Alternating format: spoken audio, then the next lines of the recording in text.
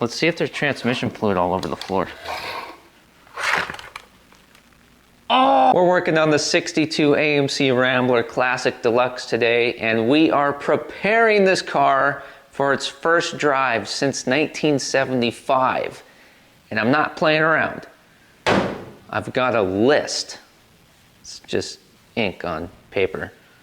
But it makes me feel like we're gonna get a lot done. We're gonna get to work right away here in a second, but hey, believe me, I would love to boot, scoot, and boogie out the door in this thing right now and just see what happens. But there's people, there's children on tricycles, there's other people's personal property out there. And if you remember in the previous video what happened when we got the transmission to work for the first time since 1975, and that's a risk that even rambling men like us cannot afford to take. But the Rambler's winched in the Freeman's garage and we got a list, so let's pick something to start with and get cracking on it. Some of this stuff may not make any sense yet, / some of it's kind of piddly little stuff and there's a question mark. It'll all make sense in time. I'd like to bleed the brakes first, but my little helper isn't here right now to stand on the brake pedal. So I'm not sure when we'll get to that in the video, but at some point we will. And we can't do this, which is really most important, until that's done. So why don't let's connect the throttle linkage, install the choke, that's a really neat choke, and air filter. Let's do those three. I can't wait to show you the air filter setup. I unbolted the hood latch a long time ago just because it's kind of a little fighter. Didn't want to have to fight with it every single time, shredding my knuckles apart. So it is unbolted, and I'm realizing now that I never put hood latch on this list, on this test drive prep list. We should probably do that. Is that how you spell latch? All right, let's get cracking on this. Grab my favorite work lights. I just thought of something else that we need to do. That's a wee bit important. Okay, so that's how we left this in the previous video. It was just like that. So we need to bolt that down. Need to bolt this to here. This is connected to our gas pedal.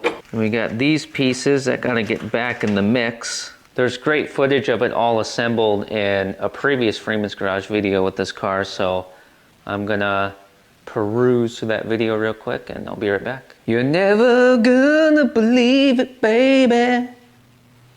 I found the video where we took all this apart to rebuild the carburetor, and you'll never believe what I said in that video. So if you were to just rip this out, toss it on the workbench, months later when you're putting things back together, you're probably not gonna know how it goes in. Yeah, what a surprise, right? And if you noticed, this is upside down. You see, it actually goes in that way. And you gotta get the spring in there. There we go. I just set our little pin on top of the valve cover. I almost set it on top of the carburetor, but we don't want to risk dropping that down in the carburetor. Oh, this is a little interesting because you can only get this pin in from this side, and then you can't quite get it in all the way because it hits the bracket here. All right, American-made Stanley, you are gonna get this for us. Grab onto that the end of this pin. Someone out there watching is screaming a solution at the top of their lungs at their television screen right now. Just grab it! And then this is neat because that tab goes into this hole back here, and then this tab goes into the big hole on that doohickey there. And the choke actually gets involved in this as well, which is right here. We gotta kind of connect the two, the throttle and the choke. So we're getting kind of a twofer here, which is good because not only am I short on brains, I'm short on time. We are not snugging everything down yet because it is possible installing this and then our choke pieces is going to require us to take this all apart again. This is fun here. Now we get to put together and adjust our Carter Climate Control automatic choke. Pretty sweet for 62. We'll adjust it so that we are choked for our cold starts, and hot exhaust gases will travel through here into the choke housing, activating our bimetal spring, which will then open the choke accordingly. We got these little screws here, we got this plate, we got this gasket, we got this linkage to put together, and that little arm that we were looking at earlier, I dropped it down there somewhere. We'll have to find that. And these screws actually, they will be securing this down onto here, and how you adjust it is you loosen the screws up and you can put it where you want it, tighten it down. There it is. Come on off the ledge, buddy. We need you. I don't know if you saw it, but there is some fluid on the ground underneath the car here that wasn't there before I winched the car in. Are we gonna find out later in the video that the front seal and the transmission leaks? Kind of thinking no, because where the car was sitting outside, there was no fluid on the ground out there. I think maybe it was from winching the car in here and maybe stirring up a bunch of spilt transmission fluid that was all over the cross member. You tell me how in the world we would have got transmission fluid on the cross member. That just don't even make sense. Trying to get this to go into a little slot in here. I love the names these manufacturers used to come up with for things. Carter Climate Control, or the automatic transmission in this car, Flash-O-Matic. Now, what are we gonna find out here?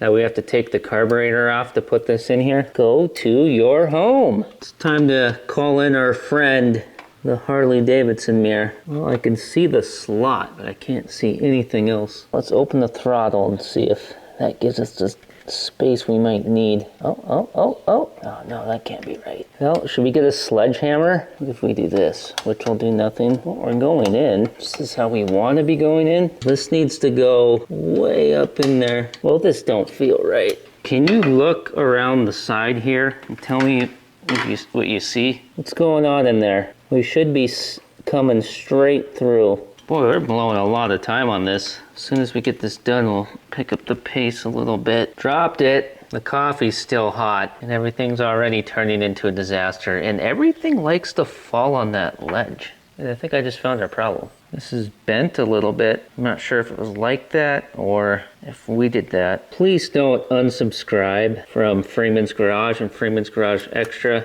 I know this looks bad, but you gotta hang in there with me, man. You're gonna make it. It wants to do it, it just keeps getting led astray. Let's do this. Instead of you suffering with me here for the next who knows how long, let's just cut to when it's in. And if it never goes in, we're giving the car to Goodwill. I'm kidding, I would never say that. Okay, we don't have to sell the car. A little bit of forcing took place here, but nothing to be concerned about. This is kind of a neat little hook on it. If I can just get it in.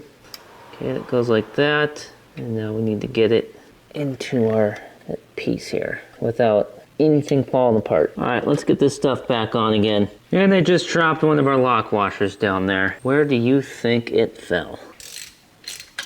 Here I am thinking that we were gonna whip through this checklist lickety-split. Slowly pulling the trigger here, trying not to spray WD-40 all over the manifold. Looks like I did anyways.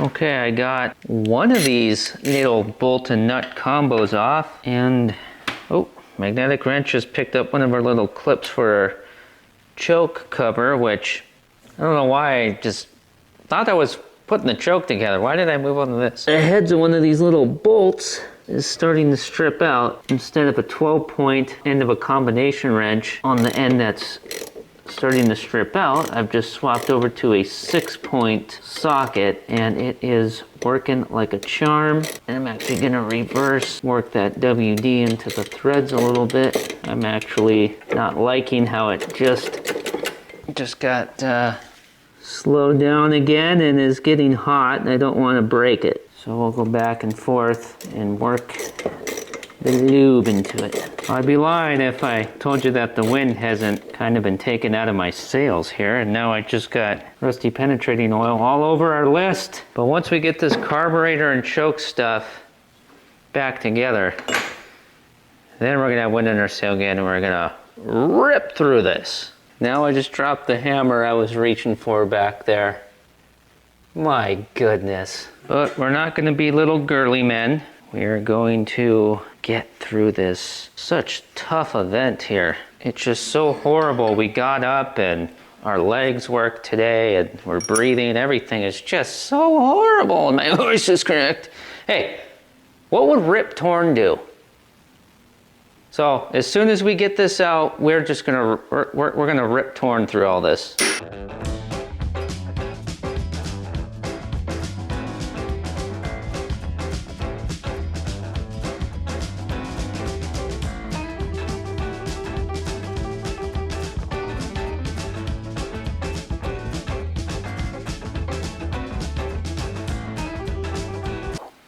Choke's done.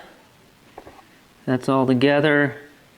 And we got our, you could call this a kickdown cable if you want. That's together. I found a pin to put in there. We do need a little clip here for that little teeny bent rod we put in. I snooped around here a little bit and couldn't find that exact one. I guess maybe we lost it, but I'll just grab a handful of little circlips at the hardware store because we need to go there anyways to get something to put in here, because we are missing something. There's supposed to be a rubber coupler or a rag joint, if you will, that goes in between here. This is what's called a twist throttle. There's no throttle cable connecting the gas pedal in the car to the throttle on the carburetor. It's all twist, baby. And they got that rubber, or they designed it with that rubber joint or coupler in there so that when the engine twists a little bit under acceleration and deacceleration, you don't have your throttle getting opened and closed when you don't want it to. Later on some AMC models, they started turning the carburetors sideways, if you will, so that the throttle opens forwards and backwards instead of side to side, and then made changes to linkage and whatnot. And I know exactly what we're going to do to take care of that, because we're not finding one of those at the parts store.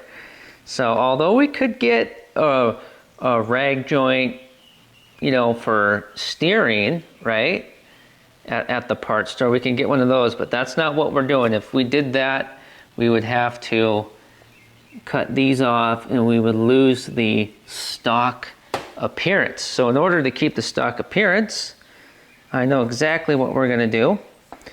And I'm just not gonna tell you yet. Keep it a little surprise. Just in case I change my mind on how we're gonna do it. When I go to pick up my brake bleeding partner from the House of Education, that's when I'll make the stop at the hardware store. So for right now, let's just keep moving on this and let's get this hardware in for our master cylinder. This piece of hardware I'm putting in first here, it's actually the stud that's threaded into the firewall, and then you put your master cylinder on and then your washers and nuts on. But way back in the video when we rebuilt this original master cylinder with an NOS rebuild kit, the whole thing ended up just coming out at once. So instead of fighting with it, we just rolled with it. Pulling out the one nut that was in here when we started today, and the whole stud's coming out with it too. I don't recall that, but I pulled it out to get a lock washer on it. Now there's two lock washers that were on the car when we got the car, and two are missing because I think they broke when we took the master cylinder off. So we'll use two brand new lock washers. Well, actually brand new lock washers that are probably dang near as old as this car. You'll see in a second. And they are shiny and clean compared to these rusty ones. So we'll put the two new ones down on the bottom. That way when you open the hood, there's not two glimmering washers there that look out of place. Boy, I put a lot of thought into some things that really don't matter. To me, they matter. Oh, these are perfect. It's like it was meant to be.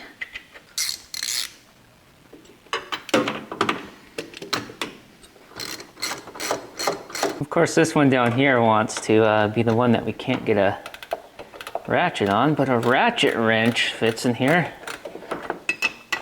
Help, help me, Rhonda. Help, help me, Rhonda. We're scooting now, although the list does kind of feel like it's twice as long now as it did when I wrote it. Until it's time to go pick up my helper. Can't do that. If that's not done, can't do that. Can't do that. Can't do that. Can't do that. Can't do that. There's also a lot of stuff we can knock out right now, so let's do it.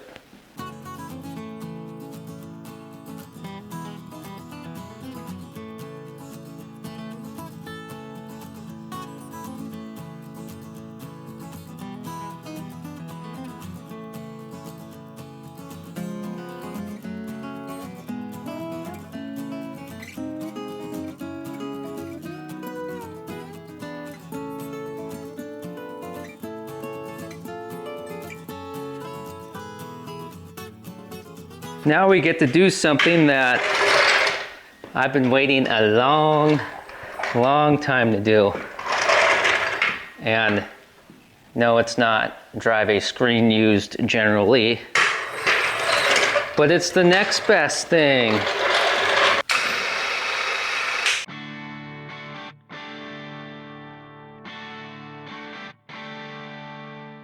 I have been waiting to grease these trunnions ever since I found out about my grandmother's bunions.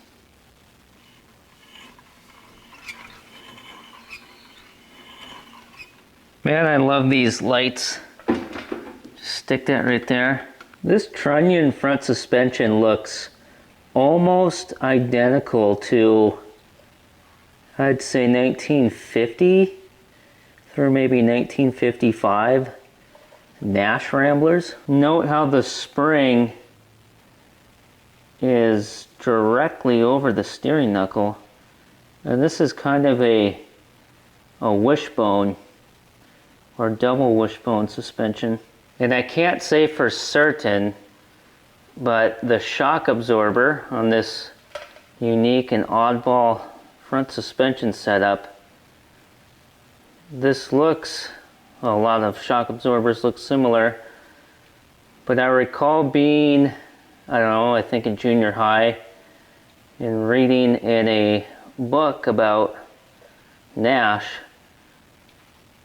and I wouldn't doubt it if that shock was designed in the 1940s.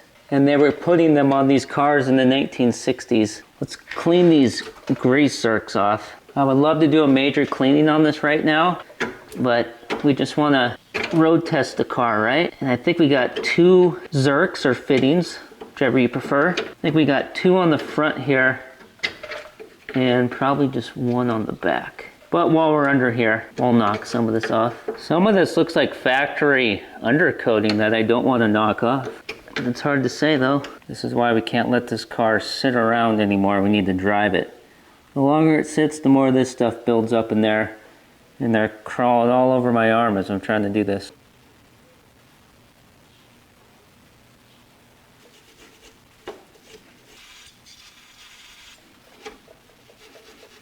There we go.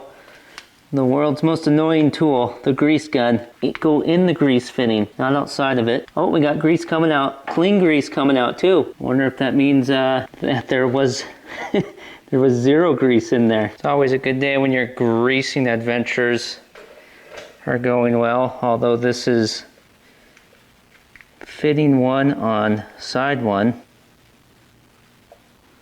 Oh yeah. Oh yeah. Done pumping in that top one for now. Clean grease coming out means that that's all there was in there to come out. So now let's do the bottom one. And what we'll do is we'll try to cycle the suspension. I'll show you in a little bit here how we're going to try to do that. But we'll try to do that to work the fresh grease into where it needs to be and then re-grease again and see if we can get any more clean grease in. It is fresh, clean grease.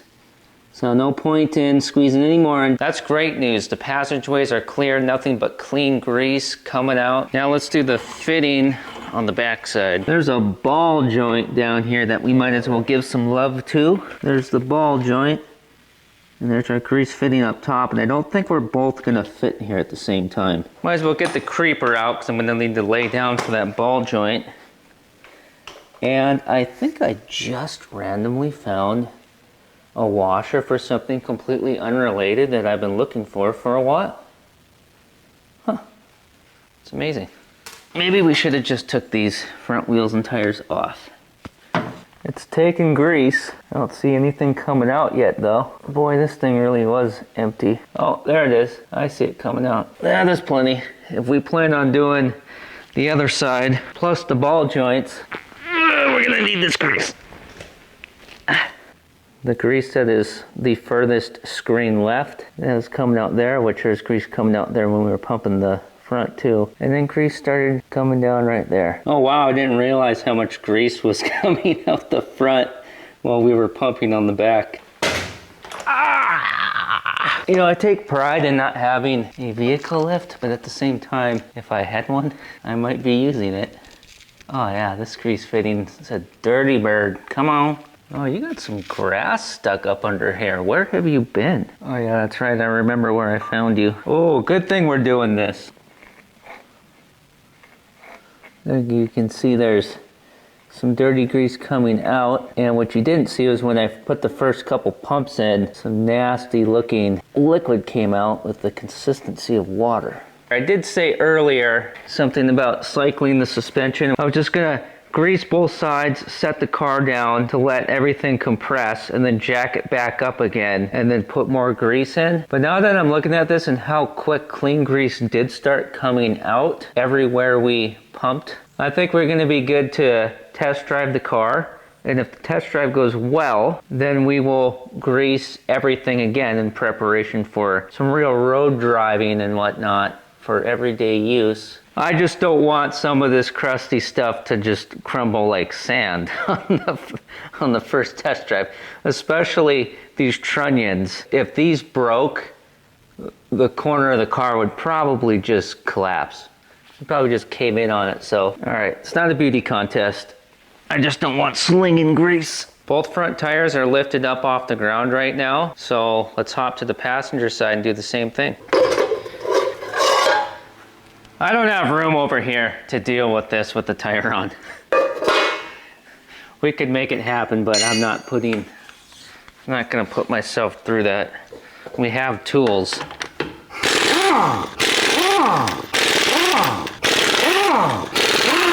If I was planning for your mission to Mars, I would have planned a little bit better.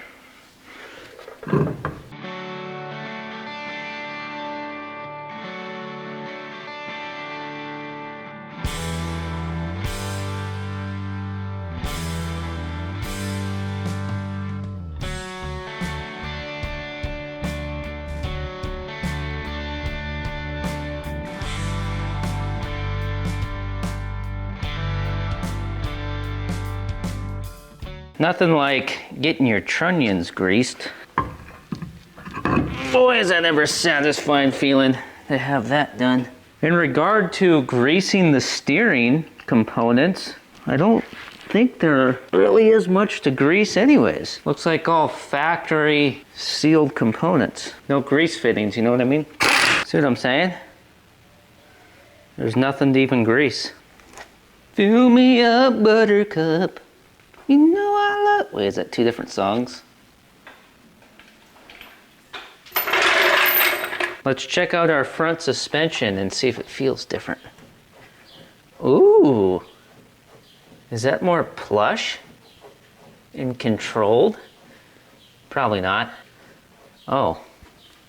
Thought I heard something.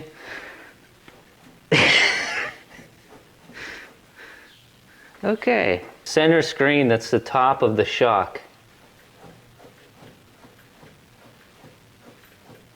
Okay, now let's go over to the driver's side.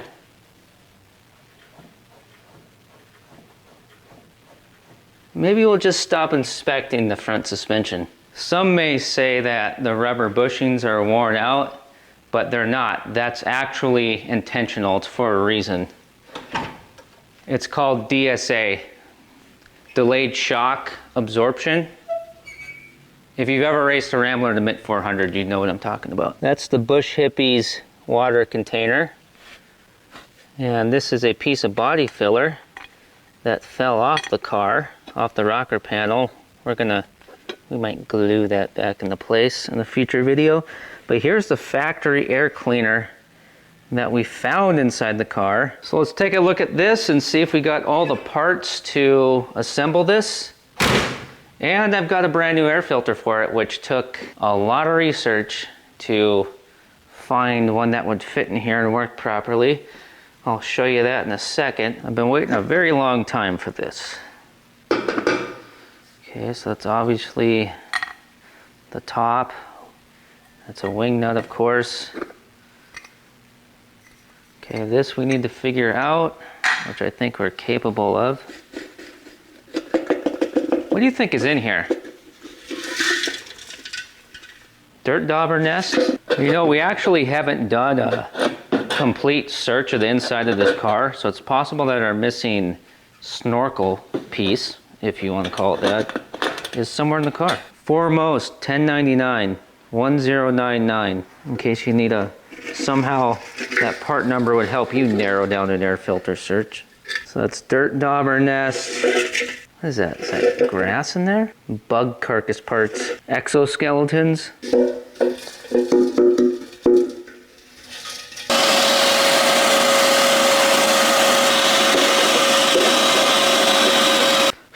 Wipe these other parts off because we're gonna be sucking air right through that down into our gullet. You deserve some lubrication. After being dormant for so many years, you're gonna need it. I can just feel this test drive. I can feel coming in the air. Let's use something that is kind of hard to find these days. Common sense. I would say that the wider side is the bottom. Okay, I'd say that would go over that. And we'd have easy access to tighten and loosen that right there. Boy, I just love looking at that. That's gonna go right here. Oh, oh man. This is awesome. Wait, oh, let's put the filter in. Where's that common sense I was talking about? For fun, let's turn this so that that is in the same direction as the butterfly for our choke, just because it's cool. Isn't this just such a simple design? I wonder if anybody's ever been cranking on this and cranked it too tight and then cracked or warped the aluminum body of the carburetor. That's why I stopped. I thought about that mid-tightening. I'm just basking in this glorious moment because I've been keeping this from you for a long time. It's just an air filter, but I think it's pretty neat. I've had this for months and have not opened it or looked at it. This is the result of all my research, and if it fits, this air filter will be linked in the video description, just in case. I know a lot of folks are just watching and not wrenching, but I just want to help out people that are wrenching. We need to get these cars back on the road, you know what I mean? As many as possible. Ooh, nice. Is that how this other one fit, or is this a little bit taller? Well, I'm not gonna cram that back in there because I'll just get more dirt in here. I love orange, but I'm not sure if I would really care for orange sticking out like that under the hood, but doesn't really matter right now. And you know what something is that I haven't even thought about until right now is the opening for the air cleaner assembly from the factory. Which direction was it pointing? I've looked at so many images and whatnot, but just thinking about it right now off the top of my head, I'm not sure because I haven't really made a point to recall that. Is there any dents or any grooves or anything down here that mean anything? Nope, there's a little bit of oil on there. Let's have the opening on the side of the engine that does not have the hot exhaust manifold emitting hot air. That puts our cool sticker right up at the front. And actually we could turn it this way to get a little more, you know, air, ram air coming in through the grill and increasing horsepower. Well, let's just do this. Let's just put this on straight so when we open the hood, we can sit here like this for an hour and just read this over and over. Our old filter was marked top on one end. Our new one is not, so we're not concerned about that. And this filter here, who knows if it's correct filter or not. I'm sure it was bought in the 70s and installed in the car. We'll just say it was probably correct because it fit in there. Who knows if that's what would have come up in the book at the auto parts store. And is this bent a little bit? There we go. Oh, baby. I do have one discrepancy that I can speak to. I don't like how the air filter was sticking up just a little bit outside the housing, which, you know, is actually okay because the bottom of the air filter is pressed down tight around the base, and then the lid was fit real nice. And that's all you need to make sure it's nothing but filtered air going in. But let's flip, I got the filter flipped around now. Let's see if it fits in here a little bit better. I don't know if it will or not. The reason why I first put it in the way that I did was because right here it does not say that the air filter was made in the United States of America. So that's why I put it down. Oh, and that's better. Not 100%. Life is very short. There's no time for fussing and fighting, my friends. We can work it out. Beggars can't be choosers, and it will work, so we can change that later if we want. It's gonna filter our air, and I'd rather just drive the car, right? Wouldn't you?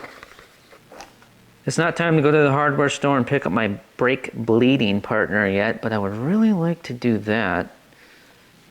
And well, without enough brake power, see, I don't want to jack up the rear end and have the rear on jack stands when we have the car running and we're putting the transmission in and out of gear, priming the hydraulic system, because I want the weight of the car on the ground, you know, so we can really get things dialed in. Well, there is a 1-ton truck right on the other side of that door that we could chain the Rambler to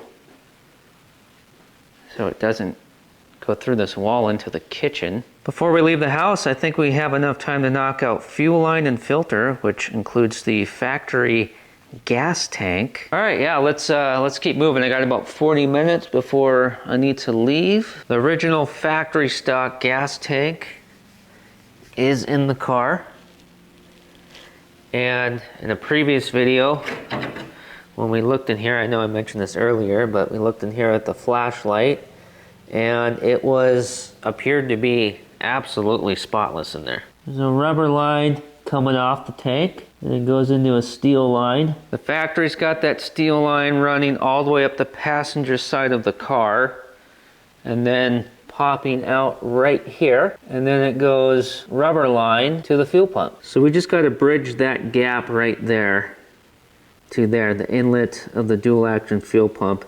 That hose down there on the bottom, that's vacuum to run the wiper arms.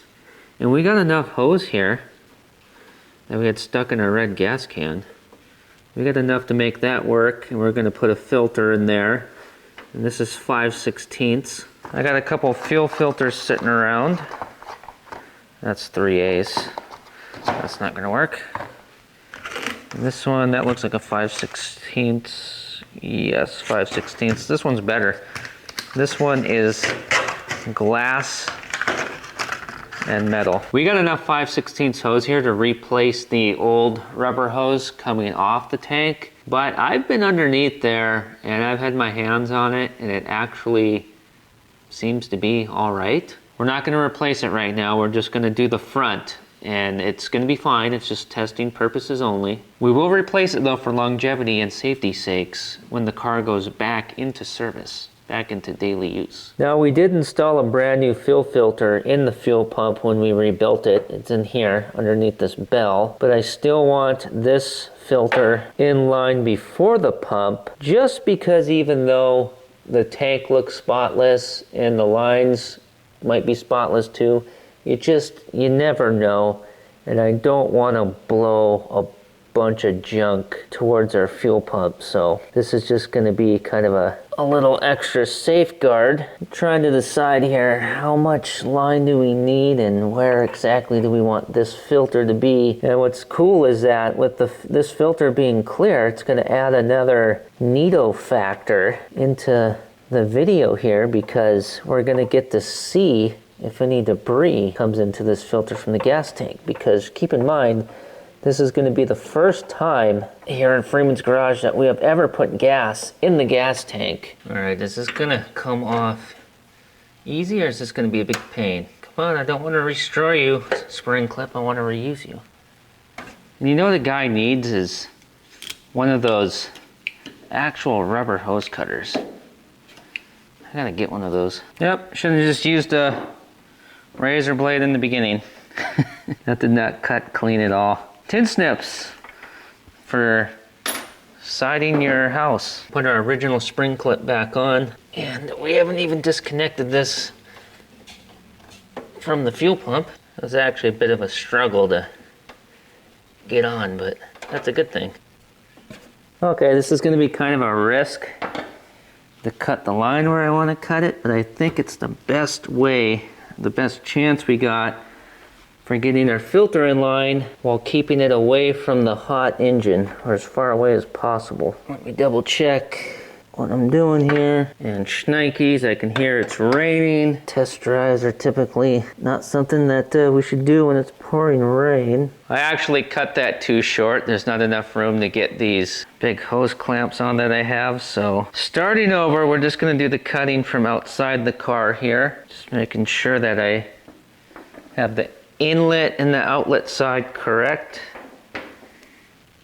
Wow, there is not much room for a hose clamp on here. This is gonna have to be testing purposes only. We can't drive to the Grand Canyon without some appropriately sized hose clamps. Cut this on this box so that we don't damage the paint on our Rambler. All right, good thing. Fuel filter did not roll away and hit the ground and shatter the glass. There we go, the old saliva trick. Wait, no, even though this is for testing, the hose clamps all have to face the same direction. Okay, we got our antique hose clamps on. Now let's slip this onto our steel line on the frame, and then we will cut this to length going to our pump. Okay, I'm making the final cut. Okay, this is actually taking longer than, is that mouse poop?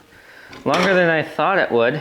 So hopefully this was a good cut. We're gonna probably run out of time. Oh, nice. Wait, uh-oh. Just bend the factory steel line a little bit. Am I really that dumb? Don't talk about yourself that way, kids. Just pulled that last piece off there that was kinked. This is testing purposes only, okay? There's a chance that we're gonna have to replace that fuel filter because it's gonna get clogged up with some rusty debris and whatnot, so let's just quit goofing around and just use this whole piece of hose here so that it's not kinked, and then we can get our car dialed in, and then we can make it better. You know, when you start slicing your arm up and all that kind of stuff, sometimes just, you're good, man. Just stop making things so complicated. Would it be weird if I told you that I just randomly started thinking about the Lewis and Clark Interpretive Trails and Visitors Center on Highway 2 east of Nebraska City, Nebraska? Just before the Missouri River, crossing over the bridge into Iowa and hitting I-29. What can I say? I'm a rambling man. I've been everywhere in this here land. Yeah, I should have done that minutes ago. I am completely comfortable with test driving like that and then refining from there. And maybe a few zip ties. But, you know, a guy could run like that for 20 years and not have an issue. I'm sure we will make it better. We will make it cleaner, safer, etc. But that's mighty fine for the moment. A lot of us have driven all the way across the country with a lot worse and came out unscathed. Can't believe for the first time we're gonna put gas in this gas tank and pump from it. But there's a couple things. First, I want to show you something. Second, we're going to do something. And third, I just realized something. First, because it's been a long time, let's look into this gas tank and just reconfirm with our brains exactly what it looked like in here. It might not be what we remember. So I got this new magnetic pickup tool set, and if I like it here, well, we're just not going to use it much here, but if I like it, I'll put a link for this or something very similar in the video description. Pretty good magnet. Didn't scratch our beautiful paint. Is there no battery in here? Don't tell me we need a battery. This didn't come with a battery? What's going on? Uh-oh, are we supposed to do that? Everything's magnetic on this. Oh, I scratched the patina. Oh, I get it. Okay. Gotta take this little piece of paper out. Duh. Okay, this is not a $100 flashlight, that's for sure. But you get what you pay for, and sometimes you don't really need a whole lot. Okay. Wow, yeah, that is clean. Of course, I'm sure it's not as clean as we think it is. There's got to be something hiding, but boy, that sure is clean. Come look at this. Look at that. You're looking at the bottom of the gas tank, right there in the center of your screen. How can that be? Yep, this thing's pretty sweet. Link in the video description. Now, here is the other thing, is that there might be a pinhole in this tank. We won't know until we start putting gas in it. And speaking of putting gas in it, I should probably see... Oh, I left my brand new flashlight up there. We should probably see... Oh, I hope I don't grab the razor blade. We should probably see if the filler neck... I'm sure there's a rubber filler neck going from connecting our steel filler neck to our steel tank, and it could be completely rotted out. And if we start pouring gas in here, the gas might not make it to the tank. Yes, it is. Gosh darn it. And there's dirt dauber nests packed up in there. I didn't even think about that. Oh, and it's bad too. You see the dirt dauber nest in there? They've hatched. Sure is a solid ride though. Looking at this gas tank and thinking, man, is this the factory gas tank? That's a big old tank for a little Rambler. Well, Rambler, a compact car at the time, but not really a compact car because it's bigger than your standard car built today. I'm getting sidetracked. I'm rambling. Family meeting! Boy, we're about ready to fire this engine up and complete our goals here. Do I have any type of flexible hosing or something that we could rod down that filler neck and shoot fuel skis into that tank? Yeah, I do, but nothing that I want to rip off of something that functions properly and then it doesn't function properly. And then we got stuff spread all over the part that never gets put back together. Plus there is a curve at the beginning of the filler neck that is going to curtail that idea. So let's do this. I'm going to retrieve my brake bleeding partner from the House of Education. We will stop at the hardware store and pick up things that we talked about earlier. And I will look around real quick, and if I see something there that could fix this, I'll snag it. If it's not, you know, some hardware stores, if it's a piece of plastic or rubber, yay big, and it's 30 bucks, I'm not buying it. We'll just complete our goals here today by running off the gas can under the hood, like in the previous video with this car. Not a big deal. That'll work out anyways, because then before we test drive the car, there will be time to fix that properly. Yeah, that's the smart, logical way to do it. Okay. Yeah, I'll be back. Which way's out?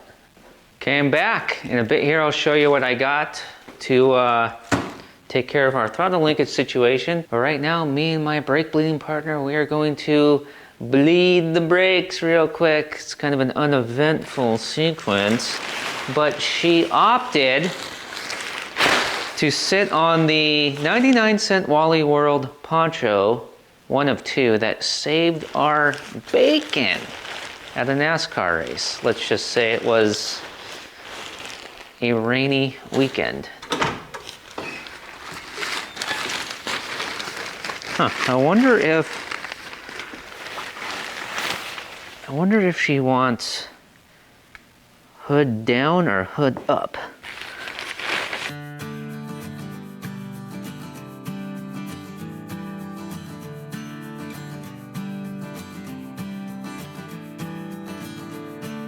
Well, the brake bleeding's done.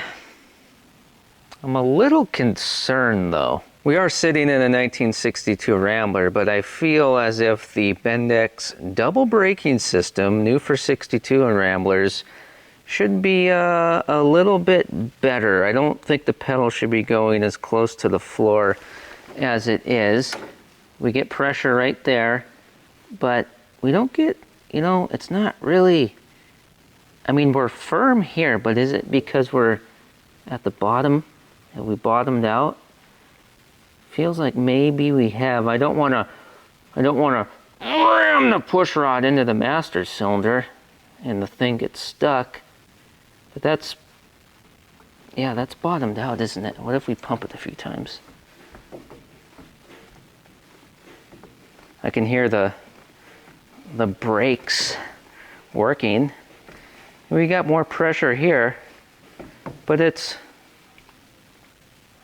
yeah, I don't know. In the videos where we rebuilt this original master cylinder with an NOS rebuild kit, did we nick a seal putting it in? Did we break it? Is the bore of the master cylinder, was it just too worn out? We honed it and cleaned it up pretty good, but was it just too worn out, or are we not holding enough pressure in here? I'm not sure, but we're only going to find out if we test it and see if it's any better. So let's do the throttle linkage, and then it'll be just a couple minutes here and we'll be testing this out. And oh boy, I just hope we don't put this car through the kitchen wall. I really, well, actually, we are in need of a remodel. Are you ready to see if what I got from the hardware store is going to work? Me too. Let's just make sure that our twist throttle is in the right orientation. That should be pedal up. Okay, pedal is up. So that is dynamite. And now, how are we going to fill this gap while keeping a stock appearance? Now, I don't want to cut these off and put bolts or anything like that through, because I want that stock appearance, or somewhat sort of close to stock appearance. Kind of, sort of. We're going to do that with this. Now, I don't think we need all four of these. And these are not neoprene, these are rubber. Okay, so if we had that up like that, are we going to be able to fill the gap? Yes. And what I'm thinking here is that we're probably going to need two. The other two are kind of for when I ruin the first two. Well, we might need three. Let's see, we'll put them like this. Okay, and we will drill a hole on each side so that we can run those little bolts we had through here. So we will bolt these rubber washers to this, but then this piece here, how we're going to connect it to our rubber washers is we are going to make holes for those as well, holes slash slots, and we're going to try to fit them over this, so that way these stay in place and we don't cut them off. Again, we could just cut those off and then put bolts through, but I don't want to do that. I think 2 is the answer for a nice tight fit, And what I'm gonna do is I'm gonna take one washer here. By the way, these were 99 cents each. The smaller inside diameter was the cheapest, and it's 2-inch outside diameter. I'm gonna put my finger in the center hole, and that's going to allow me to center this washer. And then I'm going to poke this scratch awl through each hole, therefore indicating where we should make a hole. Right there and there. Yeah, and I think this is gonna work. We'll drill 3/16 hole. Oh yeah, look at that. Okay, let's try it. It's halfway done already. Okay, go in your hole. Ooh, oh no, that one came out. Go in your hole. Nice. I bolted this first washer on, and then I lined everything up as close as I could get it with our throttle here. Now one thing is that, okay, that's as far up off the floorboard for the gas pedal as it'll go. But then I brought it back just a little, brought it back that much to make that a perfect cross, because I'm thinking that's probably how it was from the factory. I don't know why it would be like that. It's probably centered. So hopefully that gives us wide open throttle. And then I just line this up the best I could. Poke that owl through. Holy cow, I got it, and it's perfect. Actually, you know what? I think we're doing just one rubber washer. There's no way we're getting two in there. That's pretty cool. Check that out, Leroy. Look at that. That's cool. Another 3/16 hole, and this is gonna be fan-damn-tastic. Isn't that cool? It's all lined up, and now I just gotta mark for that bottom one. A little more difficult because we got some stuff in our way. If this will go on, oh, and it did. Oh, that's beautiful. Okay, I'm getting in the car. You tell me how it works, all right? Ready? Oh, wait a second. Hold on. Okay, never mind. I got scared. I had it in the wrong position, but we're good now. All right, tell me if it works. Oh, it's not coming back. We need a return spring, huh? Dang it. Where in the world would the factory 1962 American Motors Corporation Rambler, well, Rambler with its own brand at that time, where would Rambler put the throttle return spring? After superficial examination, I've already spotted 2 holes. That's got to be it. That's throttle closed, push the gas pedal down. Okay, and that's wide open. And there is a little hole right here, and there's a little hole right here in this bracket.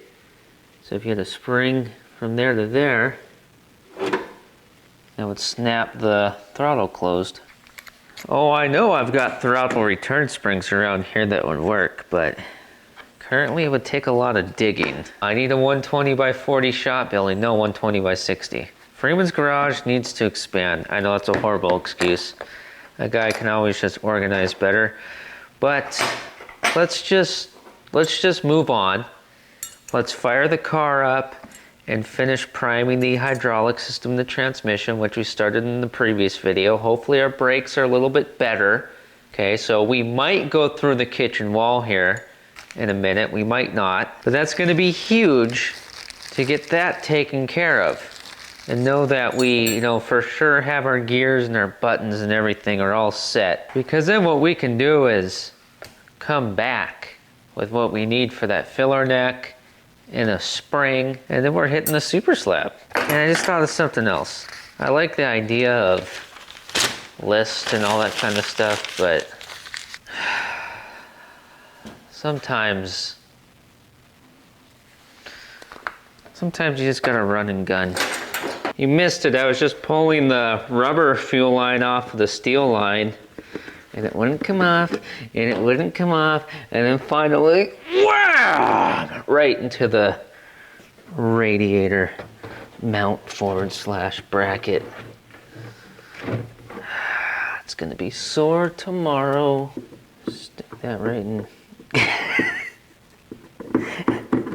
We're going backwards. We're taking everything apart. 2 steps forward and 1 step back.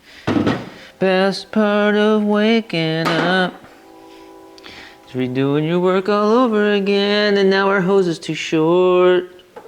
Unless we want to put the can down here and melt it on the engine block. Oh, you can't win for losing. So how much time do you think we have before that melts? It is time to fire up the Nash designed 196 cubic inch straight six powerhouse and finish the priming of the hydraulic system on our Borg-Warner Flash-O-Matic push button transmission here in our 62 Rambler. We got a block there. We got a block behind the left rear. We got a pan in case there's leaks. We are chained down essentially to the garage floor. We got a block there. We got a block there. And this is all designed so that we can drive the car forwards and backwards a foot or so. But if our brakes don't hold and we got a buck and bronc on our hands, we don't go through the kitchen wall or through that overhead door and into a 1-ton truck. All right, let's do it. And I have no clue what's gonna happen. The car might take off. Okay, this goes on the green wire, and you know what? I just thought of something else that needs to go on our list. Imagine that. We need to wire this car up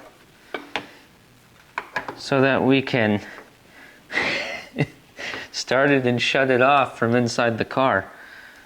Oh, maybe I should get my brake bleeding partner out here to pull this wire in case we just can't tame this Mustang. Oh, did I say Mustang? I mean stallion. It's a stallion. Priming the hydraulic system. We went through this in the previous video with this car.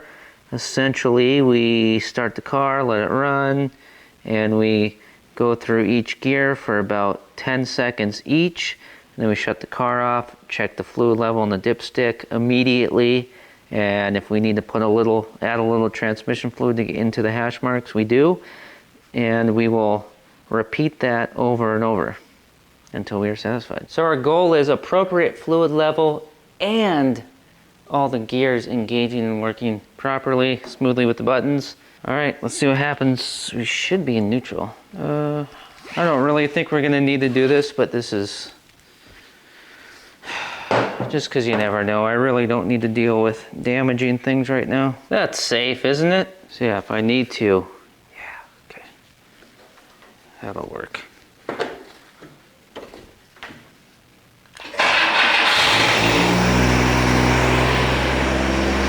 Okay. It's idling kind of high. I'm gonna take my foot off the brake.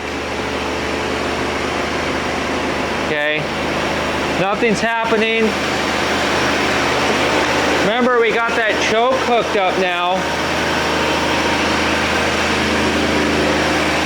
which would explain the higher idle to make a richer mixture because it's cold.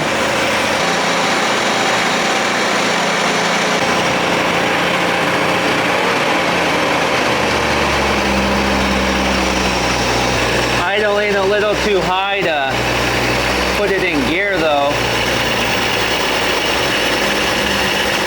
Yeah, see, maybe it just needs to warm up more for the the bimetal string to work properly or to open up all the way. And I definitely don't want to put it in gear with possibly weak brakes if it's idling this high.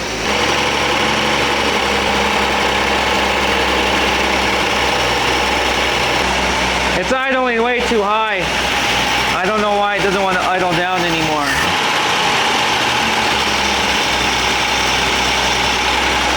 Let's test out the safety.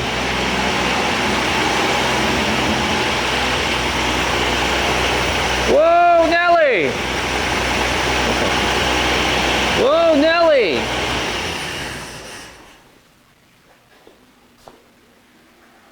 Why in the world?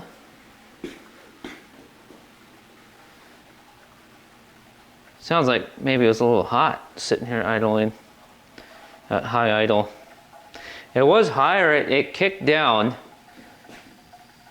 And then I opened the choke up Yeah, all the way, and it still didn't idle down like it did in the, didn't idle as low as it did in the previous video. It's kind of weird. Well, when I move Freeman's garage locations, we're gonna have plenty of space outside to, we could have just dropped it in gear. We're gonna have the room, don't worry. Won't be too long. Let's see if there's transmission fluid all over the floor. Oh, no! Holy!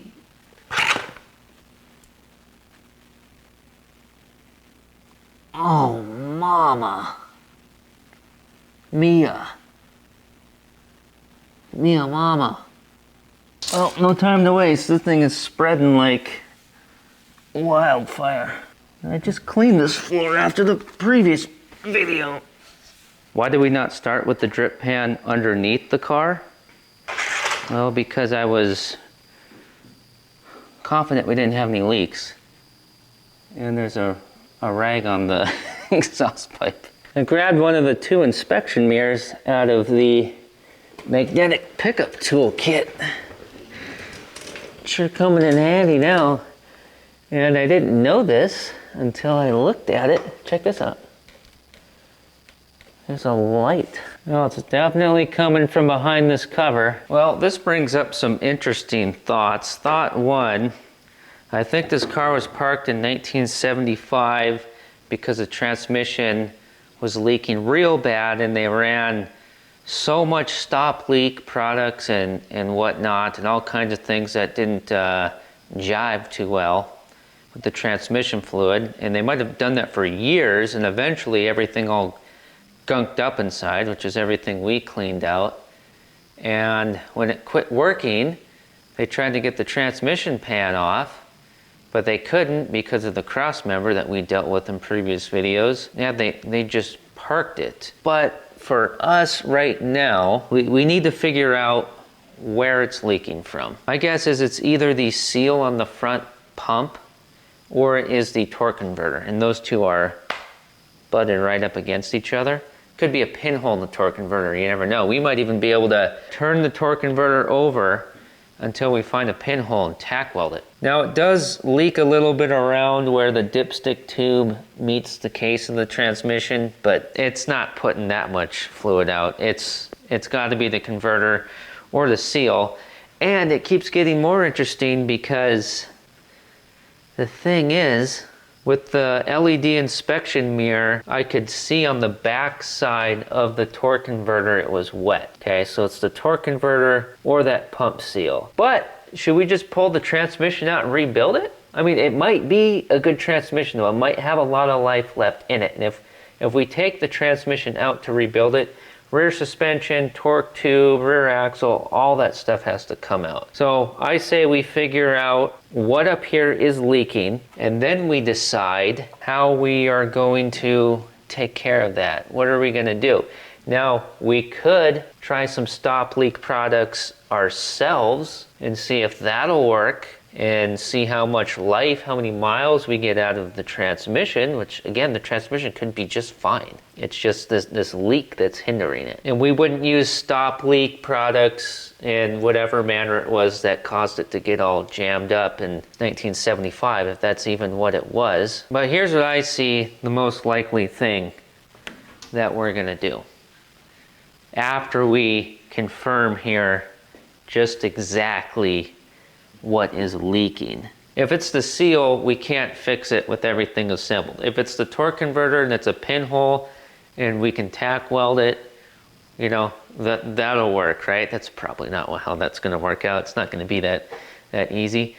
So my thought is what's gonna happen here is most likely it is the seal. We're gonna replace the seal, and how we're gonna do that is we're gonna pull this engine out, because we can pull this engine out like that. Replace the seal, slam the engine back in, wham bam, thank you ma'am, we got a Rambler on the road. I'm 99.01% positive it's the front pump seal, without a doubt. There's some not so good looking fluid still in the transmission as well, which was expected anyways, and we were gonna drive the car about 10 miles and pull the plug and if we don't like the looks of what comes out, we're gonna put new fluid in anyways. So we got a couple open-ended adventures here. Filler neck deal, that's piece cake, not a big deal at all.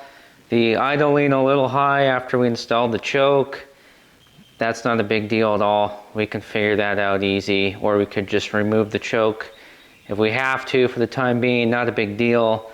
The big thing is just the front pump seal, or what I'm suspecting is the front pump seal. So as of right now, as we're talking to each other, I think the thing to do is to pull the engine and replace that seal. I just need to do a little bit of research and just confirm that I can do things the way that I'm thinking about doing them. I'm not gonna let the seal replacement turn into a 10 video series. I want it to be just one video.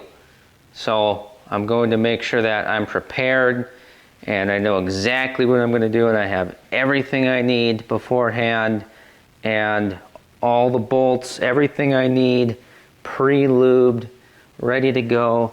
For example, I'm going to prepare so that those exhaust manifold bolts, those exhaust flange bolts, do not turn into a giant nightmare, because usually that's something that does. And I can't afford to be screwing around because I have a move that is looming overhead, and you know how moving is, so essentially I'm running out of time. So prepare for war, because if we are pulling the engine, we're scooting, baby. We're not moving at snail pace. There's some videos on the screen, you can watch one of those next, and yeah, it's gonna be exciting.